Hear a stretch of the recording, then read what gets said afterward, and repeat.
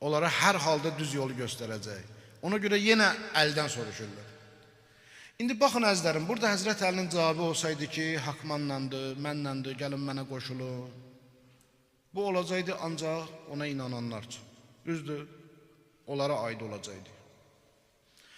Burada Həzrət Əli cavab versəydi ki, Quran oxumamışsınız, Hucurat surəsində Allah Teala deyir ki, əgər iki mömin dəstə, müsəlman dəstə bir-biri ilə vuruşsa, o zaman siz də zülm edənlə vuruşun.